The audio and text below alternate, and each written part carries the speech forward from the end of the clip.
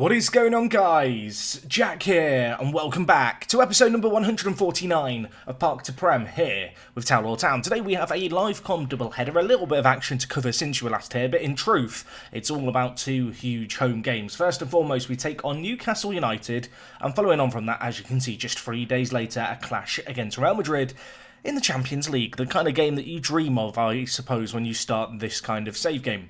So anyway, straight into the action. Where did we leave you last time? Of course, it was that game against Chelsea. Since then, you can see we have played 4 matches and we've gone on a good little run. First and foremost, a 4-2 win in the EFL Cup.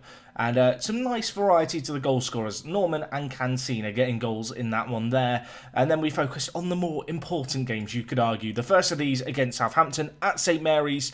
And to be fair, they are very good at set pieces, it turns out, Southampton. They had 2 shots on target all game, 2 clear-cut chances. They were both set pieces.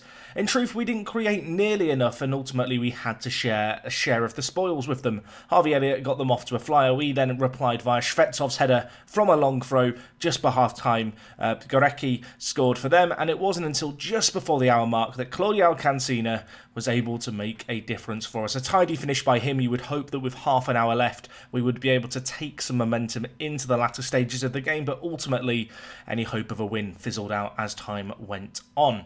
The next game we had was against Stade Rennais, of course, against a French team who we've already beaten 4-1 earlier on, so to beat them 3-0 at home was nice. Shvetsov won the goal scoring sheet again alongside Dylan Turnbull, and I guess despite the additions of Norman and Cancina and a desire to use them more, and of course you saw against West Brom, have used them both together. These two have kind of rekindled their partnership alongside one another, and yeah, great to see them get 3 goals between them. A little bit disappointing, I suppose, that Shvetsov couldn't get the hat-trick. Some really tidy finishing in there, and good to get a clean sheet in Europe, because we've not had quite as many of those as I would like, I suppose. Anyway, the most recent game that we had just prior to an international break was against Tottenham, a team who had only lost 1 game prior to this one. And, well, it was a solitary goal, but a really nicely worked goal in the penalty area. Dylan Turnbull, tidy finish, lovely build-up play. And ultimately, we'll take that 3 points away from home all day, every day. So in terms of how that leaves the league today, if we just take a quick peek at it here, you can see that the draw against Southampton has unfortunately hit us hard. The great bit of news for us is that Man City just lost to Chelsea 2-1. So whilst Chelsea are very much breathing down our necks here, a win would see us go top of the league. Of course, we are yet to play Manchester City, so as much as I would want to celebrate, there's still a lot of football left to be played. Elsewhere, you can see Tottenham only 2 defeats this year, one of them against us very recently. That was a useful result for us. And, well, we're going to be taking on today Newcastle United in the first game, a team who are actually on a 4-game losing run. They currently languish in 17th in the league, of course, newly promoted back to the Premier League this year. And, well, we will hope that we can get a result over them. Now, because of where they are in the league, I think this is a pretty good opportunity to rotate things. So in terms of the front trio, I'm going to go with a standard front trio change that I've done, which is to bring in Volta to play Norman and Cancina alongside one another. And actually, you know what? I think we can afford a little bit more rotation in a few different areas. We'll bring in Kevin Kaiser. McCassie a little bit tired as well. So in place of him, we'll bring in Thiago Useless. Worth noting, Aurelio's on the bench, just giving him a rest. Nothing more than that. Affording Deacon a little bit more first-team opportunities. Jackie Auger is struggling a little bit. Although, where are we looking? Where are you? Where is he? Where is the other centre-back? I have too many players. Where is Markovic? Not Markovic. His name's gone. Help me. Markovski's on the bench. Jack, open your eyes. Let's bring in Markovski. I don't know why. Sometimes when I'm looking for Markovski, I see Matasevic, and it gets a little confusing. I know that's a terrible excuse, but it's the excuse I'm going to roll with. At left back, you know what? I'll make another change. I'm going to bring in Tenel. He is a product of our academy, so I do undoubtedly show him a little bit of bias, but he is a player with a hell of a lot of potential, and I feel like he has really good potential to be a good, complete left wing-back. You can see he's been showing some good signs of improvement, has made a few appearances this year. Let's give him another shot here, shall we, the 19-year-old. He definitely deserves, you know, a little bit more exposure to first-team football. This is probably a good opportunity to do just that. So, submit the team. We're playing at home for this first game. It is the North East Derby, playing our big rivals really in terms of on a local perspective. I know it's not listed in game technically, but I feel like to say that we are rivals with Concert is a little bit generous, considering we played 1 year with them in the same league many years ago now, 15 years ago to be precise. Newcastle United, they're our local rivals now. We've ascended, and well, they are wearing an iconic orange kit. Is that their third kit? I assume it is. It's not particularly pleasant on the eye, is it? Anyway, as I diss their kit, Cancina's got the ball coming forward here. Great ball by Volta. Can Cancina pull it across? He can. Norman's there. Oh my word, what an insane save by the keeper. Lovely build-up play. Really unselfish by Cancina as well there. I feel like that's one actually advantage of Cancina. Isn't really a natural striker, is more of a creative player. You know, previously a winger naturally, although he is more than competent at playing up top. To play as a striker, as he is very unselfish on the ball. He's not got that killer striker instinct to just smash it into the side netting. He does actually get his head up and look for the pass more often than not. It's a good sign, but we need a goal. We need a goal early on. You know, 5 minutes gone. I would love to just get a bit of momentum going here. A little bit of rotation in the team, particularly in the final third. Good to see Thiago Useless playing as well. And well, this is really nice build-up play. Volta bringing the ball forward here, smashes it. And, well, Volta hasn't had as many opportunities as you might expect after his season end last year. That's mostly because Andy Eric's been so blooming good. But when we have given him opportunities, he's done reasonably well. I don't know, it's weird with Volta. Sometimes he comes out and he does incredible things. And then other times I bring him on off the bench and it almost feels like he takes us down a gear. You know, he doesn't offer what I want. He doesn't make an impact. So we need to give him more starts. He's still very, very young. I feel like opportunities for players like him need to come about as often as I can give them just to help with their development. Obviously, we're pretty blessed at the moment to be in a situation where we can just bring in Norman and Cancina, technically weakening our strike force, but still have quite a lot of faith in them to do their thing. I say that, we may well be looking at them to do their thing because that's a great opportunity for Newcastle. Smash towards Morgan, who palms it out wide. A warning shot in our direction. Deacon heads it clear. Pass off Silva with the ball now. Passes it back to Grandjean. And, well, that is just a pointless highlight. Why are you showing me that, Football Manager? We are on key highlights, right? We are indeed. This has been highlight after highlight after highlight. And, well, we're going to be open for some more highlights now because Newcastle have just got a goal in this game. Header at the back post for Fernando. Pass off Silva was palmed away by Morgan, but not away from danger. It went straight back to the Newcastle player. And at the second time of asking, he smashed it. Morgan, not sure what he was doing in goal there. We're not going to question it too much. But that is a cause for concern. That is now a gauntlet laid out ahead of us. I've got a free kick perhaps here. Is it Kaiser over it? I think it will be. Maybe Cancina. Oh, are we gonna take it? Can you get 10 yards away, please, mate? Come on, back you go. Referee. Kaiser over the free kick. Hits it. Oh my word, Kevin. Oh my word, Kevin. He's almost as good as Leskinen from free kicks. Into the top corner. Lovely, lovely free kick there by the Dutchman. And that is the response that we want. Lovely free kick. And, well, hopefully now we can take a bit of that momentum and get a few more before half-time, because we have been the better team in this game so far. It's not to, I guess, discredit Newcastle by any means. They've created opportunities in this match, but certainly with how this has played out so far, we should be expecting, I feel like, ourselves to step it up in the second half and make this more comfortable than it's been thus far. You can see we've had twice as many shots, not hitting the target nearly enough, however. And we want to capitalise on Manchester City slipping up here. When they dropped points previously, we had to play Manchester United and we could only muster up a draw there. It would be pretty criminal if we failed to win a game against the team in 17th upon Manchester City bottling stuff. Anyway, Tanel here, the 19-year-old youngster, bringing it forward, goes all on his own. It's a little greedy, Sammy. Still seeking out his first ever senior goal for the senior team, the young left-back. And I might make some changes because I don't feel good. I don't feel good at the moment, everyone. I'm not feeling optimistic. There is not enough being created. Charles to Hughes, bringing the ball forward here for Newcastle. Some nice build-up play. Silva, already one goal to his name. That effort to get the ball into the box blocked. And now Volta, he has pace, he has legs. Look at him run. He musters it off one tackle. To Norman, hits it. Oh my word. Norman's made some, well, he's had some good opportunities and made some poor finishing decisions. Let's bring in Shvetsov. Let's bring in the cavalry, shall we? That was a really good chance there for Steve Norman. Good run by Volta. Did well to break through one tackle, and then he unselfishly played it across. And I mean, maybe Shvetsov scores it. Maybe Shvetsov scores it. Anyway, 24 minutes left. Time's starting to, well, not be on our side here. Volta, though, spreading it wide to Deacon. Cancina's in the box. Falls back down to Volta. Now with Kevin Kaiser. Back wide to Deacon. Have another go to get the ball into the box, my son. He whips it in. Volta's there. And it's only his second of the year, but it could be one of his more important ones. He's got his head on it. He's not very good in the areas, Volta, so I'm a little bit surprised that he's been able to get a head on it. But nice recycling of possession there. We didn't panic. We didn't look to rush to get the ball back into the 6-yard box and into the penalty area. We went wide again, reset ourselves, I suppose, a little. And, well, Volta was there lurking for a header. And with that header, we take the lead in this game, which is nice. Deacon on a booking scares me. Aurelio, get on, my friend. Thiago useless. He's been, I don't want to say he's been a little useless, but he's not been particularly great today. We'll bring in Maticevic for a bit of height, a bit of a threat from set pieces, perhaps, just in the dying moments of this game. Although they've got a set piece of their own here. Soretta, have you just fouled him? Why would you do that, Soretta? Why would you do that? Penalty to Newcastle.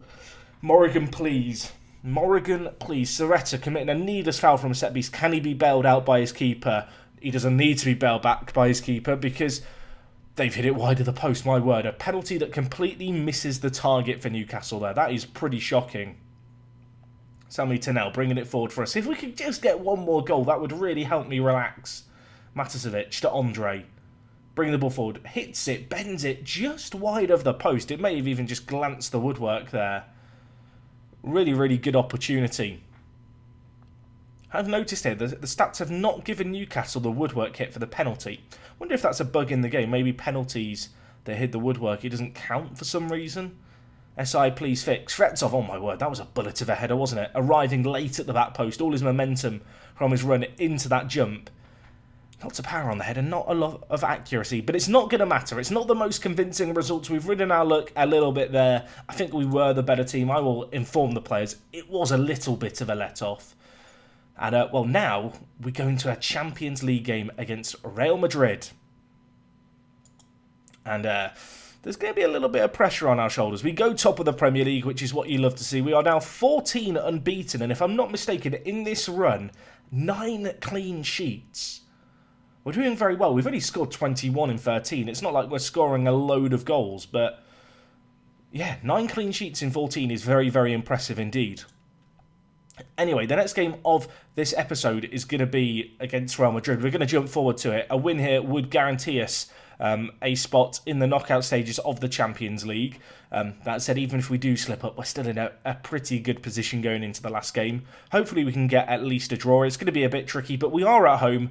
And, well, let's try and get some revenge on Real Madrid, shall we? Let's do this. Okay guys, so we are back here for the second game of today's episode, but before we get into it, something that I do want to talk about is something that I posted on my Discord server and also on Twitter, at WorkTheSpace, both links down below, and it was a dilemma about this guy, Justice Third Heart, because Fiera heard, I can't say, isn't it? Justus, this easier, isn't it? Of course, he plays for Bayern Munich, who we beat in the Champions League final last year. And I saw a news item saying that Mike Frost was telling him he needs to go to Manchester City. So I made a bid for him, just to see how much he wanted. And I did offer him a contract, and we got very far along the negotiations. However, I did decide ultimately to pull out after I was about to sign him. This is the deal that I had negotiated here. £104 million, a massive loyalty bonus, a ridiculously large loyalty bonus in truth. 7 million there. You can see the wages, £300,000 a week. He is a world-class centre mid. He's only 22. He does look great. There was just something about the amount of... It was just too much money. Despite the fact I have the money to spend and I have the wage budget in plentiful to be able to spend it, even for me, it was a little much. You might be wondering, by the way, the transfer budget has gone up. What has that gone up because of? And the reason it's gone up is because Marlon Ox... He's leaving us to go to China. Yeah, Shanghai came in, made a bid. £60 million. 60. I mean, I thought when we signed him at the time for £26 million, it was going to be an insane investment. He didn't really improve as much as I was expecting, and this year he's not played enough. He wanted to leave for more regular first-team football. So when China came along and said, hey, 60 million, I didn't really have a choice, did I? So, yeah, that's a sale. That's a thing that's happening, and that's why the transfer budget is so high. I still feel like, signing one huge player just with the remaining transfer budget probably is the way to go, and it may well be a centre mid. Just wanted a little bit too much for my liking, unfortunately. You guys can let me know how wrong or right I am about that decision. Anyway, today we're going to go with pretty much the full strength team. You will note that means dropping Cancina for Dylan Turnbull because, in truth, I've not gone cold on Cancina, but right now Shvetsov and Turnbull are playing very, very well. And actually, Cancina's best performances in big games where we're not playing against the whipping boys of the league or the weaker Champions League teams has been on off the bench. So with that in mind, I think this is the squad that we're going to go with. Let's see how we get on. We're going to play on the front foot. We're going to play attacking. La Liga is largely dominated by Barcelona, who are, I think, over 50 or 40 games unbeaten in a row at this point. So Real Madrid losing their grip perhaps on Spanish dominance. And I feel like they're there for the taking, especially at home. Not that the last game that we just witnessed is particularly inspiring going into this game. However, it was a rotated team. We are back at full strength for today's match. And well, let's see what we can do as Nico has a long throw forward. Dylan Turnbull headers it just over the crossbar. But perhaps a sign of things to come. We're, of course, a very physical team. Very, very good with the ball in the air. And, well, Leskinen going to whip in this corner towards the near post. Dylan Turnbull again heading it over. Can someone explain to Dylan that he needs to get the ball in the net? Heading it over is not the aim of the game. This ain't rugby. I'm sorry, Dylan. Anyway, time just trickling away early on here, which isn't inherently a bad thing because right now we have looked like the better team. Andy Eric, Turnbull in the wide area. Shvetsov waiting in the middle. Can it get pulled across to him? It's pulled to Andy Eric, who should finish it. Doesn't. Huge save by the keeper. Ball still in a dangerous area. Andy Eric again. And, well, if at first you don't succeed, try, and try again. Andy Eric, lovely finish. Nico finding himself very high up the pitch there, the left wing back. Not that I want to question his positioning too much, but as Shvetsov runs wide, he sees an opportunity, he sees a channel of space, and some really nice, quick passes there, just first time. And Andy Eric's finish at the end of it was also a first time finish into the bottom corner. And a win here, you can see, it takes us top of our Champions League group, which isn't a small thing by any means. Of course, we lost to them in the reverse fixture 2-1 at the Bernabeu.